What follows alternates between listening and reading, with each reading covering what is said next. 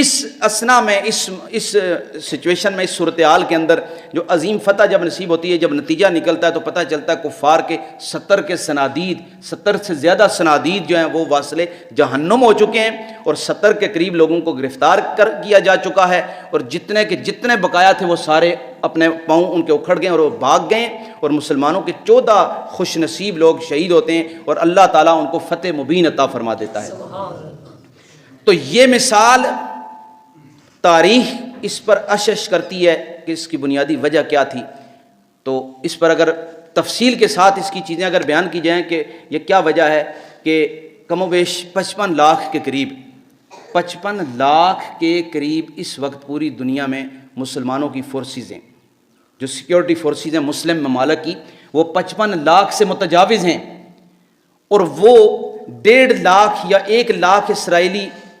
فوج کا مقابلہ کرنے کے لیے میدان میں کیوں نہیں اتر رہی ہیں۔ تو اس میں بنیادی وجہ، اس میں اور ساری وجوہات جہاں پر آ جاتی ہیں، اس میں ایک وجہ میں آپ کے سامنے جو مضبوط وجہ رکھتا ہوں وہ ہے سرحدوں کی پابندی، وہ ہے ہماری تقسیم۔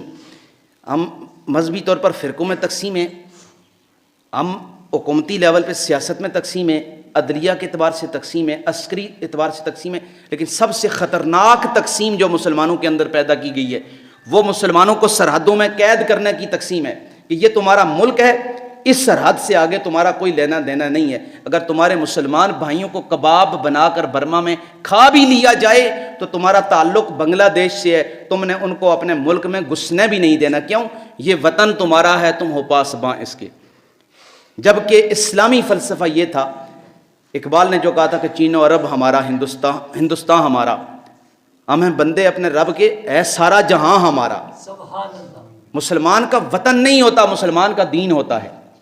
مسلمان کا تعلق اس زمین کے ٹکڑے سے نہیں ہوتا، مسلمان کا تعلق اللہ کے قانون سے ہوتا ہے۔ آج ہم سارے اپنی اس مجبوری کے اندر قید ہیں کہ ہمیں اس سرحد سے باہر جانے کے لیے، روزگار کے لیے بھی جائیں تو ہمیں ویزے کی ضرورت پڑتی ہے، چاہے جائے کہ ہم کسی دوسرے مسلمان کے کام آ سکیں۔ تو اس تقسیم نے ہمیں بہرحال تباہ کر کے رکھ دیا ہے۔ اللہ تبارک و تعالیٰ کی بارگاہ میں ہم یہی دعا کرتے ہیں کہ اللہ تعالیٰ ہمیں صحیح معنوں میں دین کو سمجھنے کی توفیق عطا فرمائے۔ جس وقت ہم قرآن اور حدیث سے دین کو صحیح سمجھیں گے تو اس وقت ہمارے دماغوں کی جو کھڑکیاں